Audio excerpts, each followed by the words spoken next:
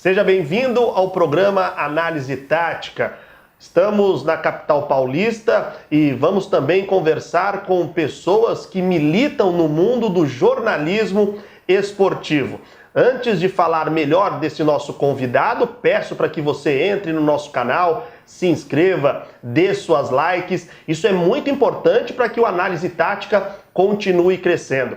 Ele se formou em 1992 na PUC do Rio Grande do Sul. Está chegando aos seus 48 anos, pouco mais de 26 anos de jornalismo. Vamos conhecer um pouco mais do nosso convidado.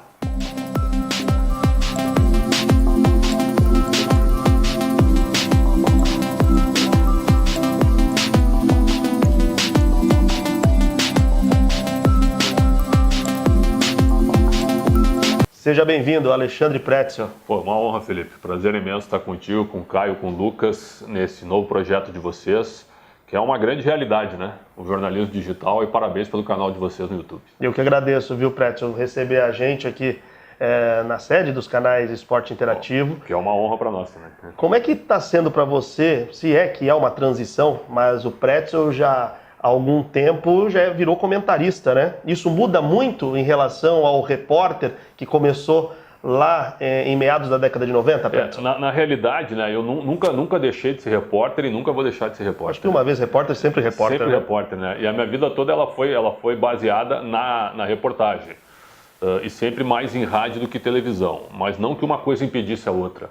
É óbvio que é uma linguagem diferente, mas eu acho que essa pequena barreira que existia do cara do rádio dificilmente passar para a televisão, né? E da televisão vir ao rádio para fazer as duas coisas, acho isso que com o passar do tempo e até com o advento das redes sociais, isso caiu bastante. Então, hoje eu acho que as coisas elas se completam.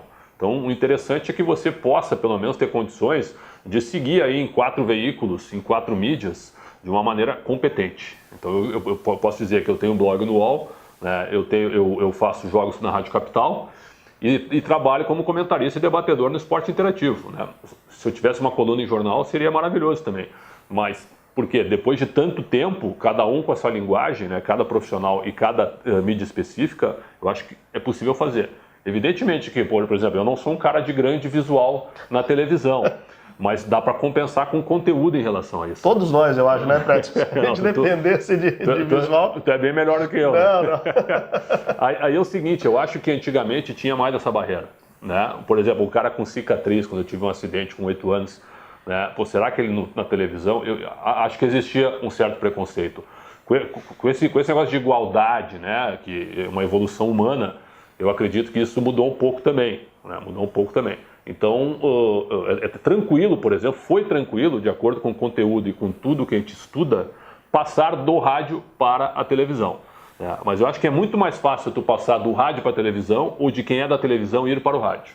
Tu pegar um repórter de televisão e transformá-lo em repórter de rádio, acho que é mais difícil do que tu pegar um cara do rádio e levar para a televisão. Até pelo momento que nós vivemos hoje dentro da televisão, que é o hard news, mas tudo ao vivo, né? Ao vivo. Então, quem vem do rádio vem Claro. com aquele traquejo, vem com a experiência Exatamente. de saber improvisar. Ô, Pretzel, como é que surgiu na tua vida a ideia de ser jornalista e, mais do que isso, entrar no mundo do futebol, né? Lá em Porto Alegre, o Polo Grêmio Internacional é muito forte. Como é que foi isso? Muito forte, e até em anos de Copa do Mundo, só para trazer um pouco de curiosidade, se bobear, a cidade não para tanto como se fosse parar para uma decisão do Mundial de Clubes do Grêmio ou do Mundial de Clubes do Internacional.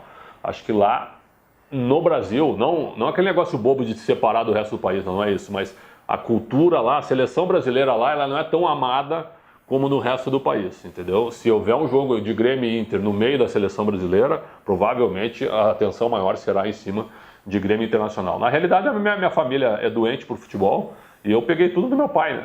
Meu pai é um alucinado por esporte, né, em rádio, e principalmente em rádio, porque a televisão lá começou a crescer mesmo na década de 80.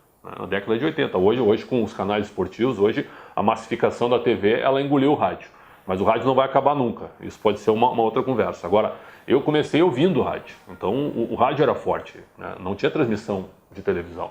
Então, meu pai tinha um radião grande, ficava ouvindo a Rádio Tupi do Rio, né? O Clássico dos Milhões entre Vasco e Flamengo. Pô, eu ouvia Roberto Dinamite, Zico, aqueles narradores fantásticos. Eu tinha o quê? 8, 9 anos.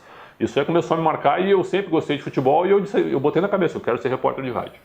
E aí eu fui estudar, fiz vestibular para jornalismo, consegui, entrei na Rádio Gaúcha como estagiário e aí fui embora.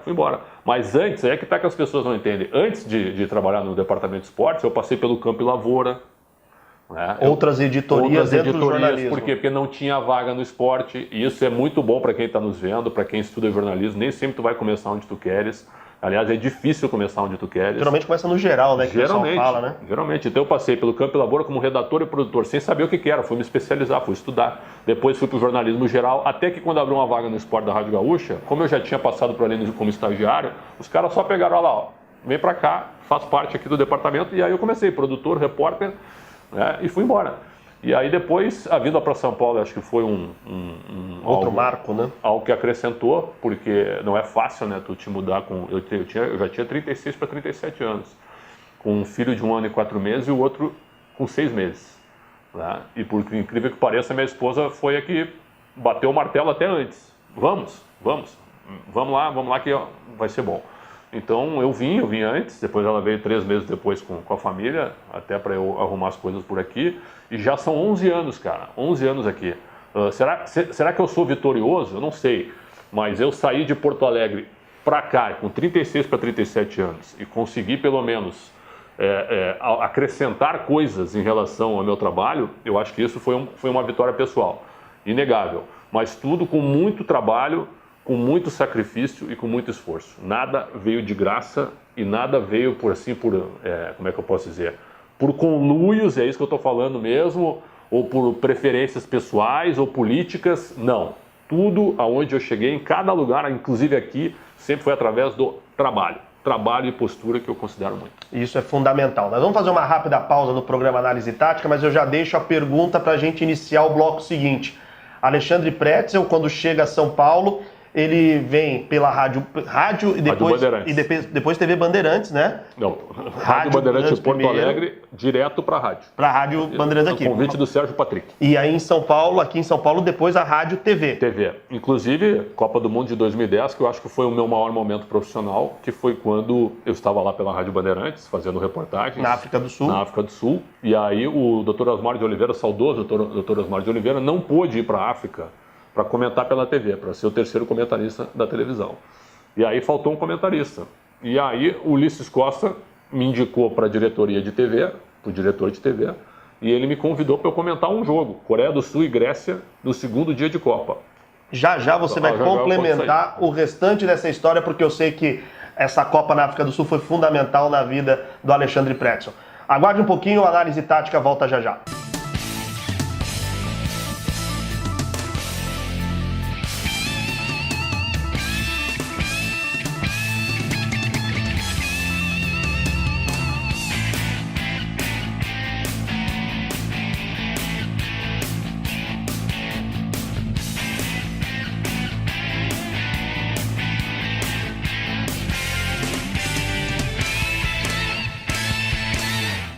Alexandre Pretzel, convidado aqui do Análise Tática. Obrigado mais uma vez, Pretzel. Você falava da importância que a Copa de 2010 teve na sua carreira. Ela foi um grande momento, Felipe, porque a abertura foi África do Sul e México, e aí eu fiz um jogo com o José Silvério na abertura. Quando terminou o jogo, o diretor de televisão Carlos Gomes, junto com José Emílio Ambrosio, mas o Carlos Gomes, primeiro diretor de esportes na época da TV Bandeirantes, veio falar comigo para ver se eu topava comentar um jogo da Copa no dia seguinte, Coreia do Sul e Grécia, porque eles estavam precisando de alguém e outras pessoas estavam ocupadas com o Band Esportes e tal, com outras atividades. Eu pedi, olha, fala com o Sérgio Patrick, se ele me liberar, não tem problema nenhum, vamos fazer. E aí o Patrick me autorizou, no outro dia eu cheguei, né, eu e o Nivaldo Preto, a gente se conhecia de vista, mesmo trabalhando na mesma empresa, mas rádio e televisão, coisas opostas. E aí o Preto chegou, a gente se cumprimentou uns 40 minutos antes do jogo e ele chegou assim, eu sei que tu é muito bem informado, tu fica com a informação e com a análise e eu fico com a imagem. Só isso que ele me falou. E a gente fez Coreia do Sul e Grécia, aí terminou o jogo, o próprio Carlos Gomes veio falar comigo, foi uma indicação do Ulisses Costa, né, que é meu amigo pessoal, um grande cara Ulisses, e aí o Carlos Gomes chegou e disse assim, cara, foi muito bom, quer fazer amanhã Inglaterra e Eslovênia? Eu falei, se o homem lá me liberar, tamo junto. E aí foi indo. Então era para fazer um jogo, fiz 11 na primeira fase. Fiz 11 jogos. Eu posso dizer que foi realmente um momento profissional muito legal, porque era uma novidade na TV aberta, a Copa do Mundo na TV aberta. E no último jogo que eu fiz na primeira fase foi Itália e Eslováquia, quando a Itália caiu fora. E aí a gente fez no estádio Ellis Park, onde o Brasil estreou contra a Coreia do Norte. E aí deu 8,5 pontos de audiência, porque a Itália caiu fora. A Itália caiu fora, e eu nunca mais me esqueço porque quando estava 2-1 para a Eslováquia, a Itália tinha que virar o jogo, e faltavam o quê? 10 minutos. Aí eu cheguei e disse assim, a Eslováquia fez 2-1 ali pelos 30 do segundo, eu falei, acabou a macarronada, não, porque era horário de almoço aqui no Brasil, né? Macarronada brasileira estragou, né? Com esse gol da Eslováquia, a Itália já era, né? Quando eu falei a Itália já era, 2 minutos depois a Itália empatou o jogo, 2-2, e continuava viva, faltando 5 minutos mais os acréscimos, né? Aí o Preto olhou assim para mim, nunca mais esqueço, será que acabou mesmo? Porque a Itália foi com os 10 para dentro da área, e se a Itália fizesse o gol, ela estaria classificada, né? Mas aí no contra-ataque a Eslováquia fez 3-2 e eliminou a Itália, foi um vexame da Itália e tal, que era campeã do mundo. E deu 8,5 pontos, e foi meu último jogo da primeira fase, porque a partir das oitavas a Bandeirantes tinha o Neto, tinha o Edmundo para comentar, não tinha problema nenhum. E aí foi um momento realmente muito legal, porque eles vieram me receber na porta do IBC lá, onde era a sede do Grupo Bandeirantes. Foi muito legal. Carlos Gomes, José Emílio Ambrosio e o Sérgio Patrick e o Ulisses Costa. Esses 4 caras foram responsáveis pelos meus comentários na televisão. Foram 3 Copas do Mundo na carreira, 3 Copas do Mundo. A de Alemanha, em 2006, né, que eu acompanhei a seleção brasileira, pela Rádio Bandeirantes de Porto Alegre. Né, a Copa da África do Sul pela Bandeirantes de São Paulo e a de 14 também pela Bandeirantes de São Paulo. Bom, o Alexandre Pretzel, com 26 anos de carreira, 26, né, Pretzel? 26.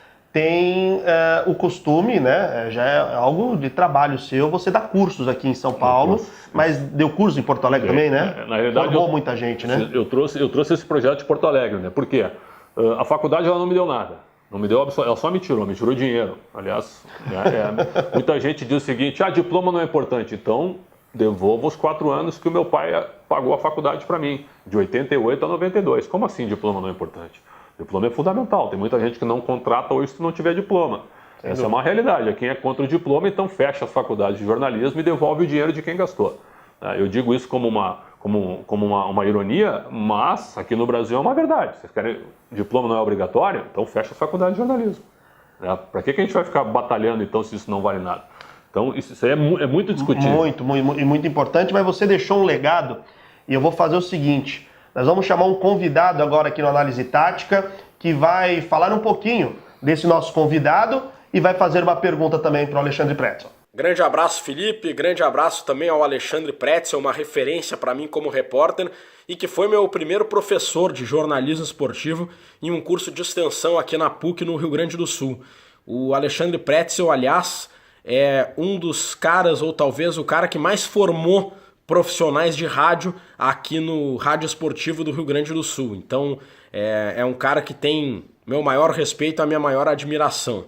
E eu gostaria de aproveitar a oportunidade e pedir para o Pretzel contar a história que eu não vivenciei, não estava ainda na crônica, mas já ouvi essa história ser contada, de uma greve de silêncio que foi determinada pelo então vice de futebol do Inter, Vitório Pífero, contra o Alexandre Pretzel. Os jogadores eram proibidos de falar para o Pretzel, e mesmo assim o Pretzel, de forma corajosa, fez uma viagem com o Internacional, mesmo com os jogadores proibidos de falar para ele.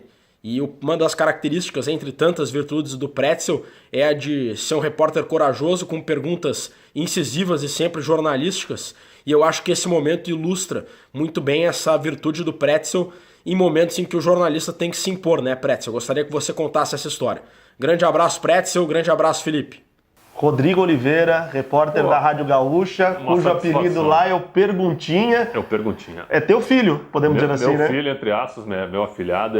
O Rodrigo é uma grande figura, cara, uma revelação, sem dúvida. E é um entre tantos que eu tive a oportunidade, não de revelar, tive a oportunidade de ajudá-los, né, numa composição. Porque a maioria sempre tem talento.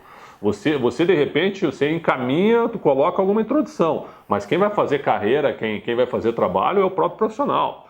Por isso que eu digo, uma vez me perguntaram, em quem que tu te baseia a respeito do teu trabalho? Eu falei, numa boa, não me baseio em ninguém. Eu tenho que ter o meu estilo próprio, né? Eu olho para algumas pessoas, mas o estilo tem que ser meu. Sem dúvida. Claro, porque quem vai ser cobrado vai ser eu, quando eu tiver um microfone. E o Rodrigo fez um estilo realmente de perguntar, né, de questionar, de buscar informações. E eu olho para ele, eu me vejo um pouco nele também. E para mim é uma satisfação, uma honra. E muito obrigado pelas palavras, é uma emoção muito grande. O ano de 2004, para contar essa história. Eu trabalhava na Rádio Bandeirantes de Porto Alegre e eu participava de um programa chamado Apito Final, um debate que existe até hoje lá. Hoje é Toque de Bola, mudou o nome, mas é a mesma coisa, o debate. E o debate era do 12h30 às 2h. E o que acontecia? Eu participava do debate diariamente, como um debatedor, como um cara de opinião, e ia cobrir o dia a dia.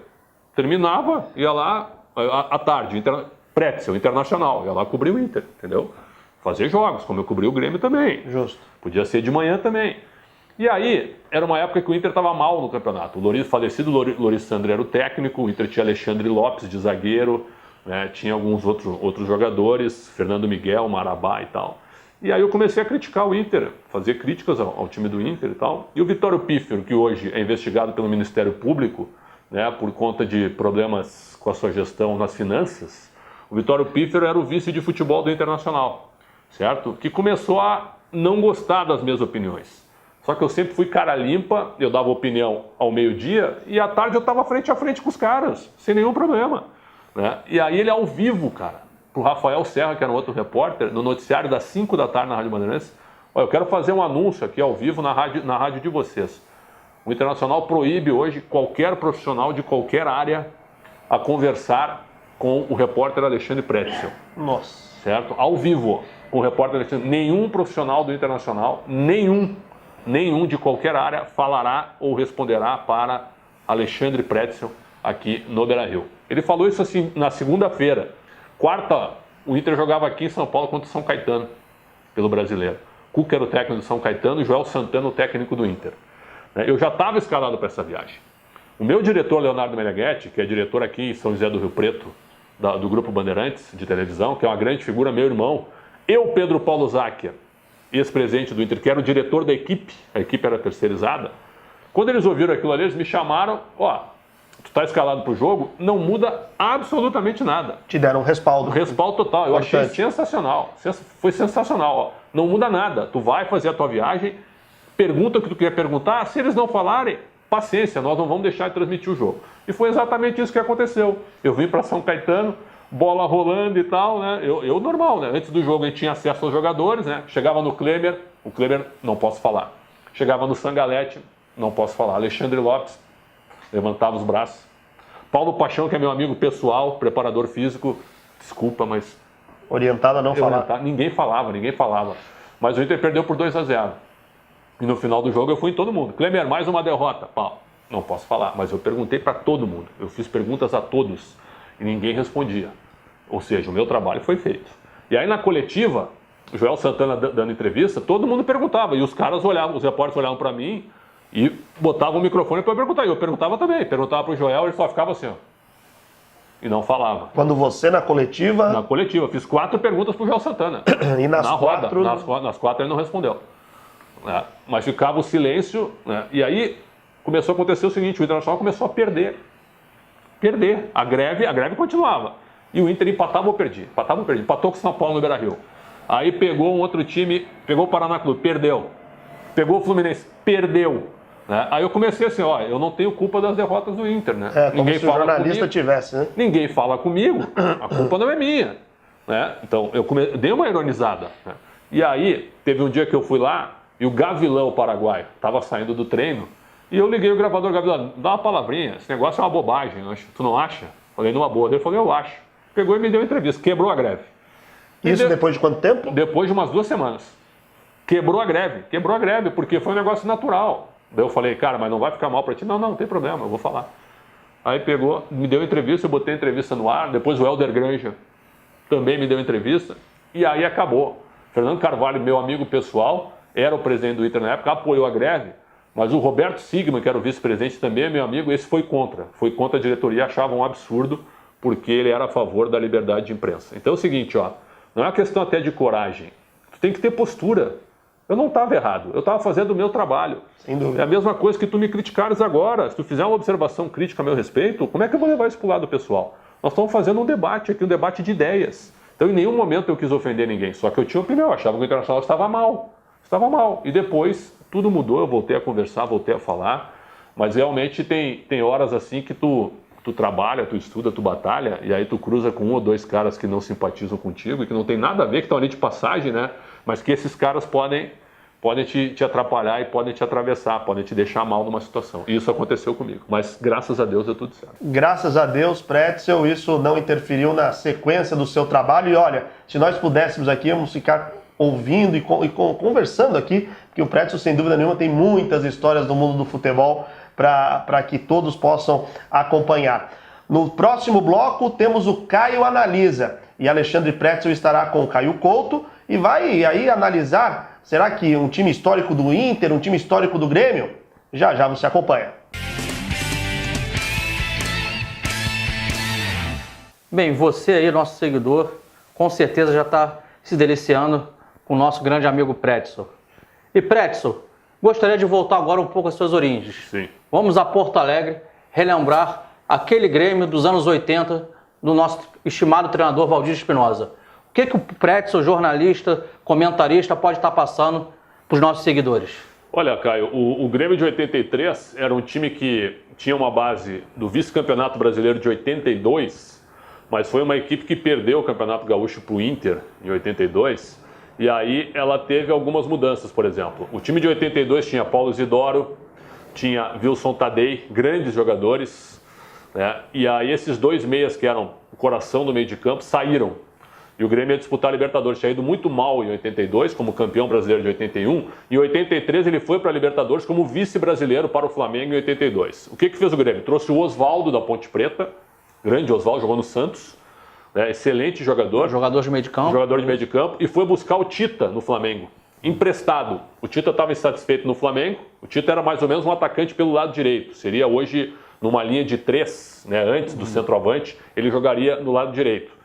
Então, o Tita era meia e o Osvaldo no meio de campo. Foram as 2 principais contratações do Grêmio. No mais, não houve muita coisa. Trouxe o Caio também, um centroavante que era da Portuguesa, né, um jogador muito bom, e o Espinosa colocou o Tarcísio na ponta esquerda. O Tarcísio era a ponta direita. E a origem dele, centroavante no América do Rio. No Grêmio, pela velocidade que ele tinha, ele passou a ser ponteiro. Como tinha o Renato, que era indiscutível, que era um grande nome, mesmo jovem, Renato na direita, Tarcísio na esquerda. Então o Grêmio tinha o Mazzaropi no gol, aí o Paulo Roberto, lateral direito, era um 4-3-3 bem específico. No papel mesmo. A defesa era Baidec, que era mais chegador, e o De Leon, que saiu um pouco mais, porque tinha habilidade. Na lateral esquerda, Casemiro Mior, que hoje é treinador. Casemiro. O meio de campo tinha um volantão mesmo. Centralizado. China, que batia bem na bola. O China fazia o serviço, porque naquela época o volante, ele não jogava tanto como jogam os volantes de hoje.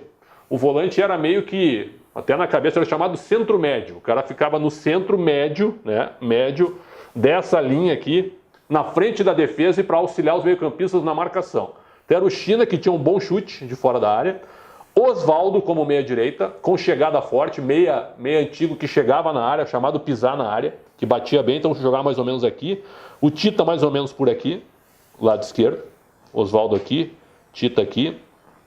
Aí na frente, 2 pontas abertos. Renato, com toda a envergadura que ele tinha, com toda a habilidade que ele tinha, fazia muito o corredor aqui, ó, passava na força, entrava também pelo meio. Caio, centroavante, veloz e de boa conclusão por baixo, não tinha tanta altura. E o Tarcísio com a sua velocidade, que ajudava também nesses lados aqui, ó, né? Entrava por aqui. Esse time aqui era muito bom, ganhou do grande Peñarol. Aliás, se vocês quiserem ver o jogo, vocês querem ver batalha mesmo, assistam Grêmio e Peñarol na final no Olímpico, 2-1 Grêmio, né, o que foi o jogo. O jogo foi uma carnificina também, foi bem jogado tecnicamente, mas foi pancada para tudo que é lá. Naquela época o pau comia e a arbitragem não fazia muita coisa. Então esse era o time campeão da América, né, muito bem treinado e com um time muito bom. E eu gostaria de fazer um paralelo, para quem está nos acompanhando, como é que o futebol não existe o certo e errado e as coisas vão conforme a característica dos atletas. Se a gente trouxer hoje, independente dos nomes, essa primeira, na atual Copa do Mundo, né, a gente tem muitas equipes assim, e a equipe do Brasil, na sua primeira linha, Isso. ele tem essa linha de 4 e tem o Casemiro aqui também centralizado. Isso. Então a gente vê que um Grêmio dos anos 80 campeão sul-americano, né, campeão da Libertadores, a gente tem essa semelhança à atual seleção brasileira de 2018. Mas, Pretzel, vamos agora para o Grêmio campeão mundial. O Grêmio campeão mundial, que não muda muito, mas se reforça muito bem. O que aconteceu? O Mário Sérgio, em 1983, falecido Mário Sérgio Pontes de Paiva, né, em 83 ele estava jogando aqui em São Paulo. O que o Grêmio fez? O Grêmio podia contratar, hoje não pode mais, o Grêmio podia contratar dois a três nomes só para o Mundial, só para o jogo de Tóquio, o jogo histórico. Pô, o Grêmio buscou o Mário Sérgio e simplesmente Paulo César Caju. Para quem não conhece, vamos ver os vídeos dos dois aí, são espetaculares, jogadores sensacionais. E o que aconteceu? Aí tem um fato curioso, o Casemiro era o titular da lateral esquerda. O Casemiro perdeu a posição, é a grande mágoa que ele tem na vida, podem perguntar para ele. Perdeu a posição para o lateral esquerdo Paulo César Magalhães, que era amigo pessoal íntimo, eram os chamados três mosquiteiros, Paulo Roberto, Renato e Paulo César. Os dois, Renato e Paulo César, com o apoio do De Leon, que era o capitão do time, apoiaram a entrada do Paulo César. Então Renato, Paulo Roberto e De Leon apoiaram a entrada do Paulo César e tiraram o Casemiro do time. Valdir Espinosa pode até não confirmar isso aí, mas essa é a história. Meio que lavou as mãos, o Paulo César ganhou a posição para o jogo de Tóquio contra o Hamburgo. O Hamburgo, que caiu para a segunda alemã, era um time muito forte na época, foi campeão da Champions League em 1983. Aí o meio de campo, a defesa mesma, Baidec, De Leon, Mazzaropi no gol. China, posicionado, Osvaldo e aqui Paulo César Caju, que era um monstro. Jogava da intermediária para frente, grande jogador, uma qualidade absurda. Ele já estava, evidentemente, o Paulo César nasceu em 49, ele já estava com 34 anos, foi contratado no Campeonato Gaúcho. O Grêmio perdeu o título para o Inter, mas ele foi contratado para o Gaúcho e também para o jogo de Tóquio. E na frente, o que mudou? O Renato manteve aqui, foi o grande nome da final, o grande jogo da vida dele, fez 2 gols da vitória, um no tempo normal, outro na prorrogação. Tarciso volta às origens como centroavante, o Caio fica no banco, fica como reserva. E na ponta esquerda, mas fazendo um quadrado, o Mário Sérgio. Esse time é mais ou menos isso aqui, ó. Esse time era isso aqui.